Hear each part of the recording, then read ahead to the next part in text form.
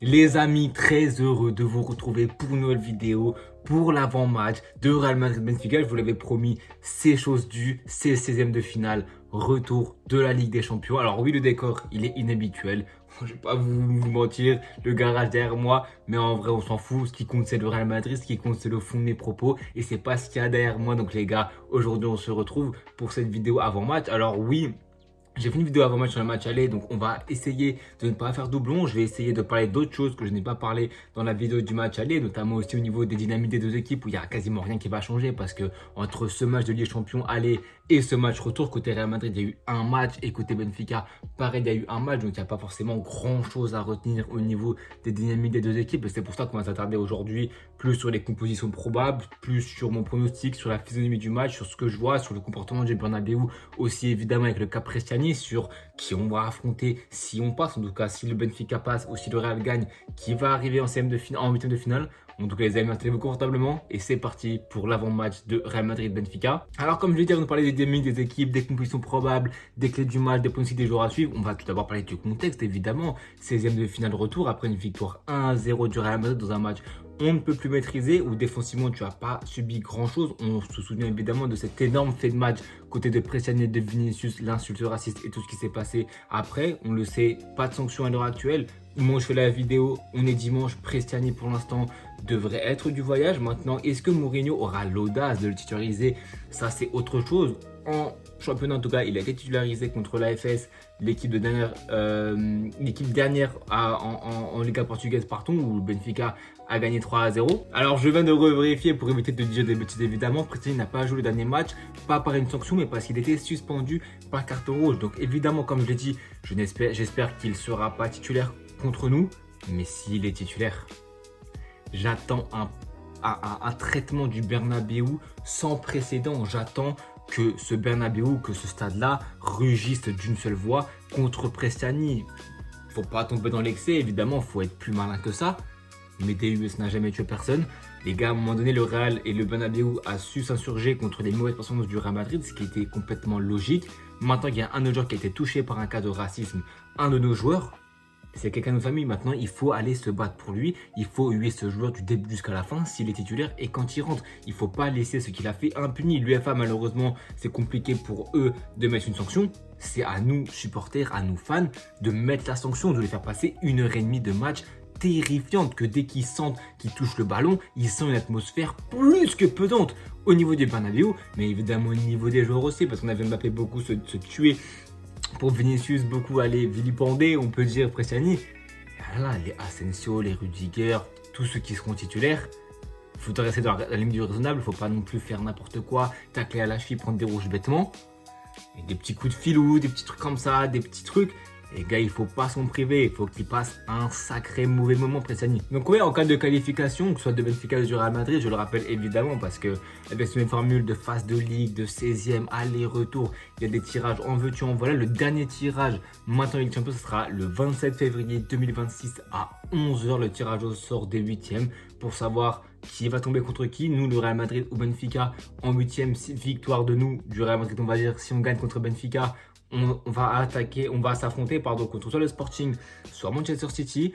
Je pense que du coup, comme on est dans le top 24 et du coup 9e, je pense que malheureusement, on va sûrement se déplacer au retour à quasiment tous les matchs. C'est là où si on aurait été top 8, même top 4, on aurait reçu les matchs retour à domicile. Là, on va devoir se déplacer tout le temps, à quasiment chaque tour. Faut pas se leurrer, ce Real est évidemment pas favori. On va pas commencer à se voir plus beau qu'on ne l'est réellement. On peut avoir des ambitions, mais il faut aussi être réaliste. Il faut aussi faire preuve de pragmatisme des fois. Et quand tu vois la saison qu'on affiche, quand tu vois aussi ce qu'on a proposé contre Osasuna ce week-end, bah, tu vois que ce Real Madrid là, tu peux bien avoir des ambitions. Tu peux parler de huitième de finale, de quart demi.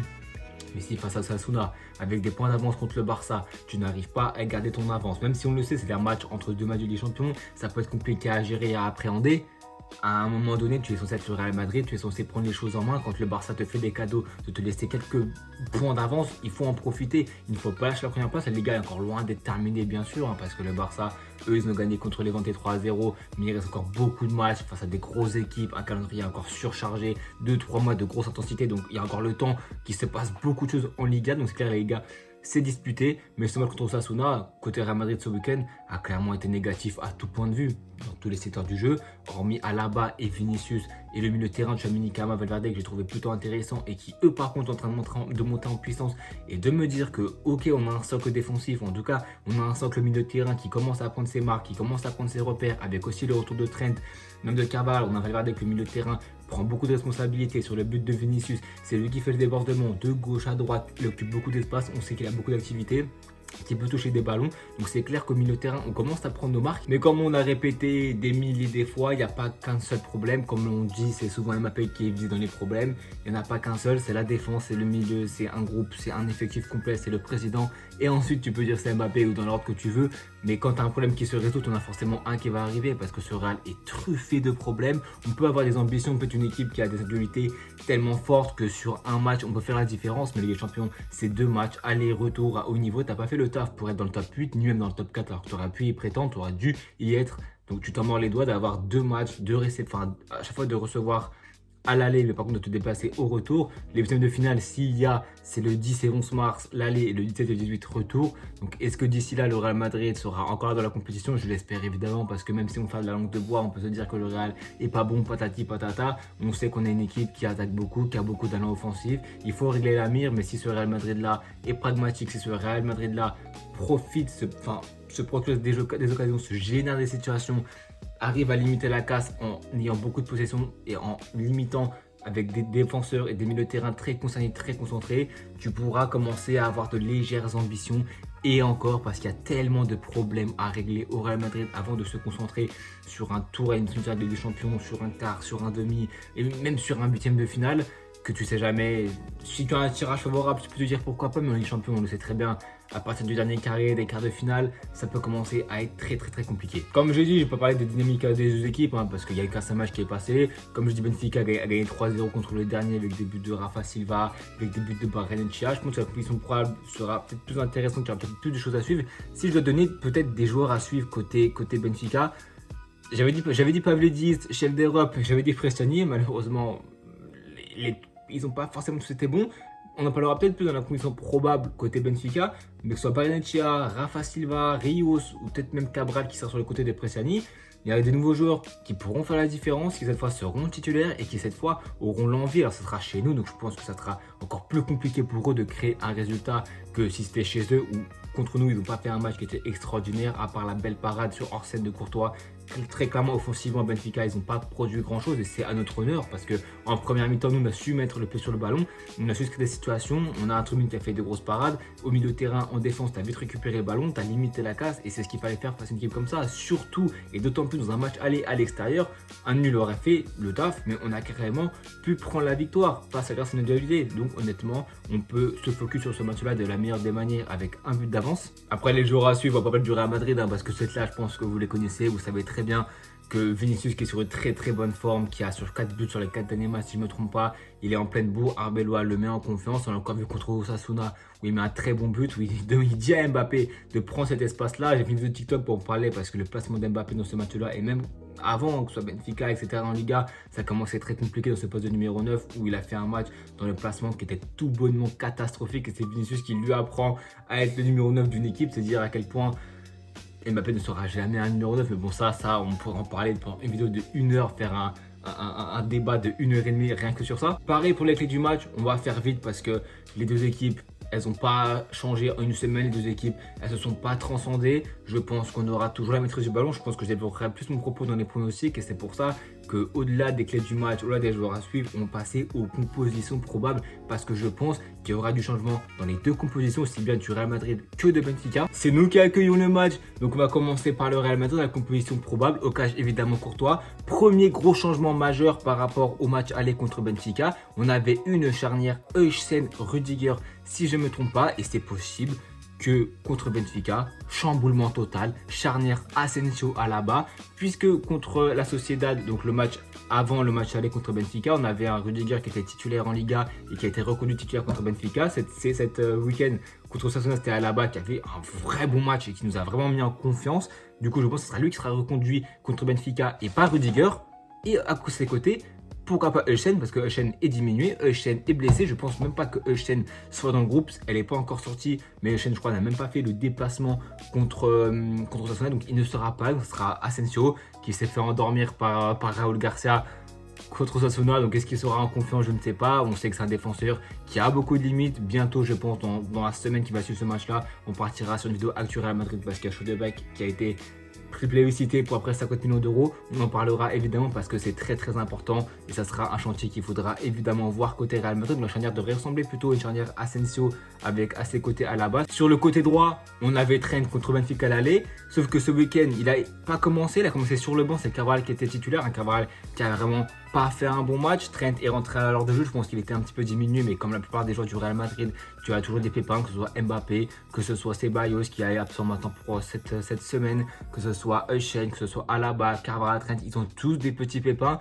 C'est assez compliqué à ce niveau-là, je pense, pour Arbeloa de organiser un 11. Donc à droite, c'est l'interrogation. Trent a démarré à l'aller contre Benfica, sauf que ce week-end, c'était Carvajal qui a fait un match vraiment dégueulasse où il s'est fait traîner par Victor Munoz. On verra qui sera allé sur le côté droit, mais moi je jette ma pièce quand même sur Trent Alexander-Arnold qui, par sa qualité de balle, je pense, est très important dans ce Real Madrid-là. Sur le côté gauche, il n'y aura pas forcément d'où sera Carreras. Pour le milieu de terrain, il n'y a pas d'absent majeur. Je pense comme d'habitude, le 4-4-2 qui marche plutôt bien. Je trouve que l'animation commence à ressembler de plus en plus à quelque chose parce qu'on sait qu'il y a des circuits de passe qui ont du mal à se mettre en place côté Real Madrid, dû aussi à l'absence tactique, à l'absence de coordination, à l'absence, je pense, de repères, de circuits de passe préférentiels, que ce soit même individuellement des joueurs, mais aussi ce qui est mis en place par Arbeloa, car je pense qu'à l'entraînement, il ne doit pas y avoir grand-chose qui soit mis en place quant à la bonne disposition de la continuité du match, de ce que tu veux proposer sur le terrain, balle au pied face à un bloc bas ou même face à une équipe qui va essayer de laisser des espaces, parce que là il va laisser les pleins pouvoirs aux joueurs, aux individualités de faire la différence. Donc je pense que ce 4-4-2 commence à ressembler à quelque chose, avec évidemment sur le côté gauche Camavinga, au milieu de terrain Tchouaméni, Güler et à droite Valverde. Ce milieu de terrain commence à prendre de l'ampleur. Maintenant, moi, j'ai quand même hâte du retour de Bellingham à la place de Güler. On le voit depuis que Bellingham n'est pas là. Güler, on attendait toujours qu'il passe ce step-là. Peut-être qu'on en a fait 3 avec Güler. Moi, je sais que j'étais toujours très réservé envers Arda Güler. Je trouve que c'est un joueur qui, pour l'instant, a encore des limites. Qui, pour l'instant, pour jouer au Real Madrid en tant que titulaire, c'est encore assez limité. Donc, on verra évidemment avec le temps. Il ne faut pas le tuer dès le début. C'est encore un jeune joueur. Mais quand tu compares un Bellingham et un Arda Güler, je pense que Bellingham nous ferait évidemment beaucoup de mal et je pense qu'il mettrait encore plus un point d'équilibre, plus cet aspect physique là, même tout en gardant ses qualités techniques que Bellingham a d'assez unique. Ça pourrait rendre un milieu de terrain vraiment très complet. Si ça se blesse pas, si c'est fiable techniquement, physiquement sur le terrain, les repères peuvent se faire. Il y a un milieu de terrain Valverde, Tchouaméni, Kama, Bellingham.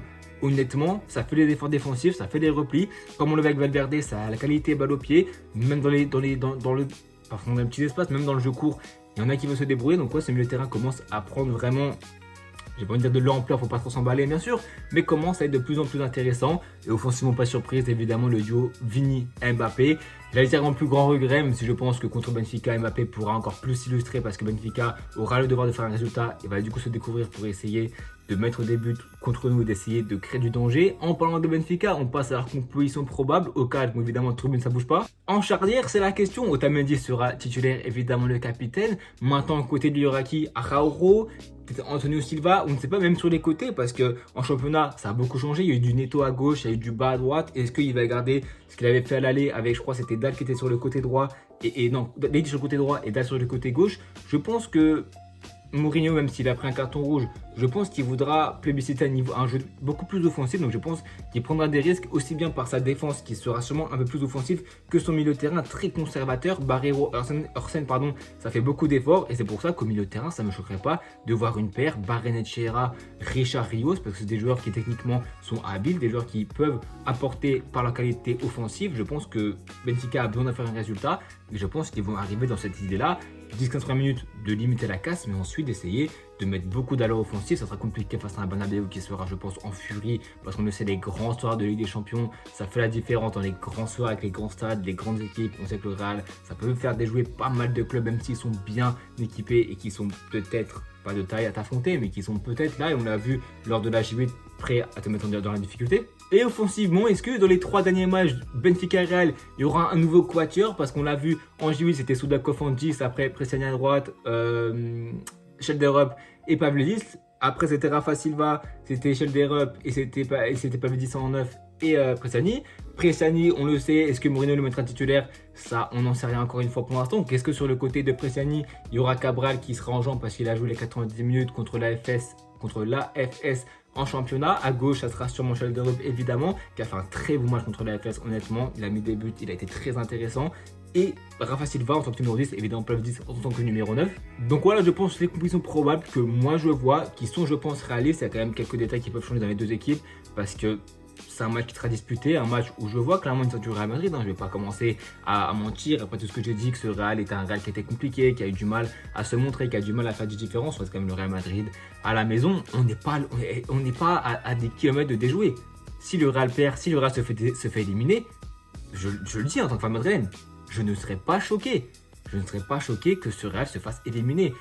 Maintenant, après avoir dit que je ne serais pas choqué, il y a quand même un contexte qui fait, il y a quand même un réalisme qui fait, des joueurs qui sont censés être au-dessus individuellement, même par le très peu d'apport collectif qu'on peut avoir, on est censé même être au-dessus. Il y a beaucoup de facteurs en plus qui vont à notre rencontre, qui vont vers nous. Donc évidemment que la victoire est de mise, mercredi 21h. Les amis, prenez soin de vous. On se retrouve pour le débrief de Real Madrid Benfica. Abonnez-vous, likez, partagez et à bientôt tout le monde.